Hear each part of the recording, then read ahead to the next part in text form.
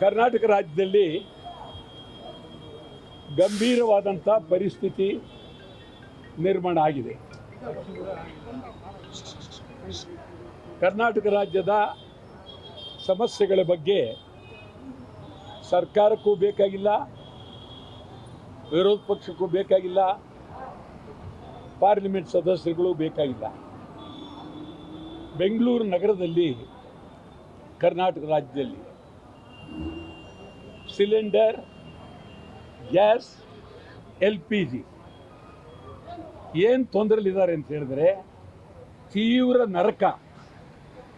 ನರಕದಲ್ಲಿ ಬದುಕ್ತಾ ಇದ್ದಾರೆ. ನಾವು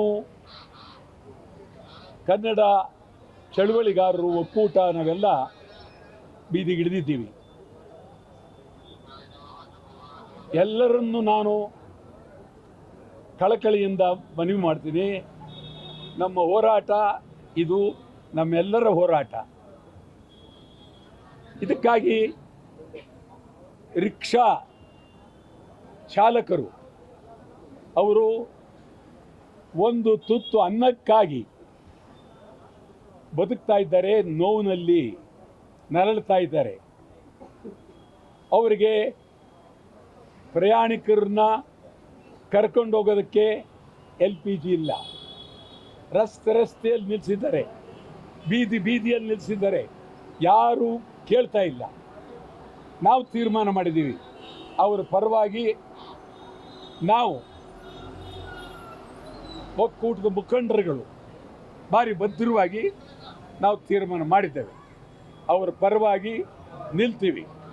ಇಡೀ ರಾಜ್ಯಾದ್ಯಂತ ಇಡೀ ರಿಕ್ಷಾ ಸಂಪೂರ್ಣ ಬಂದ್ ಮಾಡ್ತೇವೆ. ಇಷ್ಟರಲ್ಲಿ ಸರ್ಕಾರ ಮುನಿಯಪ್ಪನವರು, ನಮ್ಮ ಕರ್ನಾಟಕ ರಾಜ್ಯದ ಮುನಿಯಪ್ಪನವರು 2 ಸಾರಿ ಇವರನ್ನು ಕರೆದಿದ್ದಾರೆ, ಏನೂ ಅವರಿಗೆ ಉಪಯೋಗ ಆಗಿಲ್ಲ. ನಾವು ನಿಲ್ತೀವಿ, ರಿಕ್ಷಾ ಚಾಲಕರ ಪರವಾಗಿ ನಾವು ನಿಲ್ತೀವಿ. ಇದೊಂದೇ ಅಲ್ಲ, ನ್ಯಾಯಾಲಯಗಳಲ್ಲಿ ಕನ್ನಡ, ವಕೀಲರು ಕನ್ನಡದಲ್ಲಿ ವಾದ ಮಾಡಬೇಕು, ತೀರ್ಪು ಕನ್ನಡದಲ್ಲಿ ಬರಬೇಕು.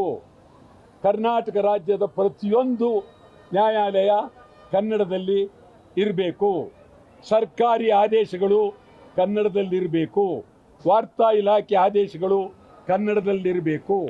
ಬ್ಯಾಂಕಿನ ಚೆಕ್ನಲ್ಲಿ ಕನ್ನಡದಲ್ಲಿ ಚೆಕ್ ಇರಬೇಕು. ಕನ್ನಡದಲ್ಲಿ ಮೊದಲು ಕನ್ನಡ ಅಕ್ಷರ ಚೆಕ್ನಲ್ಲಿರಬೇಕು. ಇದು ಜೊತೆಗೆ ಮಹದಾಯಿ, ಕಳಸಾ ಬಂಡೂರಿ, ಹೈದರಾಬಾದ್ ಕರ್ನಾಟಕ ಅಭಿವೃದ್ಧಿ, ಉತ್ತರ ಕರ್ನಾಟಕದ ಅಭಿವೃದ್ಧಿ, ಸಮಗ್ರ ಬೆಂಗಳೂರಿನ ಅಭಿವೃದ್ಧಿ ಥರ ಸುಮಾರು 20 ಬೇಡಿಕೆಗಳನ್ನು ಮಂಡಿಸಿ ತೀವ್ರವಾದ ಹೋರಾಟವನ್ನು ಮಾಡ್ತೇವೆ. ನಮ್ಮ ಎಲ್ಲ ಮುಖಂಡರುಗಳು ಒಟ್ಟಿಗೆ ಸೇರಬೇಕಾದ್ದು ನಮ್ಮ ಕರ್ತವ್ಯ. 13 ಸೋಮವಾರ ಹೋರಾಟದ ಅಂಗವಾಗಿ ಹೊಸಕೋಟೆ ಟೋಲ್ ಬಂದ್, ನಂತರ ನೆಲಮಂಗಲ ಟೋಲ್ ಬಂದ್, ಅಂತಿಮವಾಗಿ 15ನೇ ತಾರೀಕು ಯಾವ್ದು ಹೇಳಿ? ಸೋಮವಾರ ಹೊಸಕೋಟೆ, 13 ಸೋಮವಾರ, ನೆಲಮಂಗಲ 15 ಸೋಮವಾರ ಹೊಸಕೋಟೆ ಟೋಲ್, ನೆಲಮಂಗಲ 15ನೇ ತಾರೀಕು ಟೋಲ್ ಬಂದು ಭಾಳ ಇದು ಆಟೋ ಚಾಲಕರ ಸಾಲ ಮನ್ನಾ ಮಾಡಬೇಕು.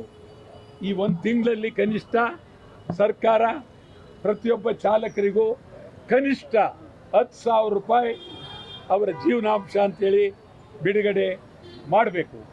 ನಾವು ಕರ್ನಾಟಕ ಒಕ್ಕೂಟದವರು ಎಲ್ಲರನ್ನೂ ನಾವು ಕರಿತೀವಿ, ಸಾರಾ ಗೋವಿಂದವ್ರನ್ನೂ ಕರಿತೀವಿ. ಈ ಕಡೆ ನಮ್ಮ ಯಾರಪ್ಪ ಶಿವರಾಮೇಗೌಡ ಎಲ್ಲರನ್ನೂ ನಾವೆಲ್ಲ ಒಬ್ಬರನ್ನ ಬಿಟ್ಟು ಒಬ್ಬರದಕ್ಕೆ ಮನಸ್ಸು ಇರೋದಿಲ್ಲ. ಹೋರಾಟ ಅನಿವಾರ್ಯ. ಆದ್ದರಿಂದ ಇದು ಭಾಳ ಗಂಭೀರ. ನ್ಯಾಯಾಲಯದಲ್ಲಿ ಕನ್ನಡ ಅನ್ನೋದನ್ನು ತೀವ್ರವಾಗಿ ಮಾಡ್ತೀವಿ.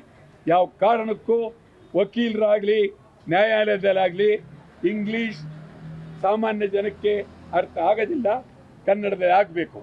ಈಗ ರಿಕ್ಷಾ ಮೆರವಣಿಗೆ ಇವತ್ತು ಕರಾಳ ದಿನಾಚರಣೆ. ಈ ದಿನಾಚರಣೆಗೆ ಒಕ್ಕೂಟದ ಮುಖಂಡರುಗಳಾದಂಥ ಪ್ರವೀಣ್ ಕುಮಾರ್ ಶೆಟ್ಟಿ ಮತ್ತು ನಮ್ಮ ಕುಮಾರ್ ಗಿರೀಶ್ ಗೌಡ ಬಂದಿದ್ದಾರೆ. ಅವರು ಏನಂತ ಟೋಲ್ ಬಂದ್ ಮಾಡ್ತೀರಲ್ವಾ? ಹಾ. ಆಟೋ ಬಂದ್ ಯಾವತ್ತು ಮಾಡ್ತೀರಾ? ಆಟೋ ಚಾಲಕರ ವಿಚಾರದಲ್ಲಿ ಯಾವತ್ತು ಅಥವಾ ಡಿಸೈಡ್ ಆಟೋ ಬಂದ್ ಹೋರಾಟ ಆದ್ಮೇಲೆ ಆ? 2 ಹೋರಾಟ ಆದ್ಮೇಲೆ ನಿರ್ಧಾರ ಟೋಲ್ ಆದ ತಕ್ಷಣ ನಿರ್ಧಾರ ತಗೊಂಡು. 15ನೇ ತಾರೀಕು ಆದಮೇಲೆ ನಾವು ಕರ್ನಾಟಕ ಬಂದೂ ಮಾಡಬೇಕು ಅಂತ ಮಾಡಿದ್ದೀವಿ, ಆಟೋ ಬಂದ್ ಮಾಡಬೇಕು ಅಂತಲೂ ಮಾಡಿದ್ದೀವಿ. ಮತ್ತು ಆಟೋ ಚಾಲಕರಿಗೆ 10,000 ರೂಪಾಯಿ ಸರ್ಕಾರ ಕೊಡಲೇಬೇಕು ಅಂತ, ಇದನ್ನು ಬಂದು ಅದು ಒಟ್ಟಿಗೆ ಸೇರಿಸ್ಬೇಕಾ ಒಂದೇ ಮಾಡ್ಬೇಕಂತ ಇಲ್ಲಿ ಯೋಚನೆ ಮಾಡ್ತಾ ಇದ್ದೀವಿ. 15 ಮಾಡಿ ತೀರ್ಮಾನ ಮಾಡ್ತೀವಿ.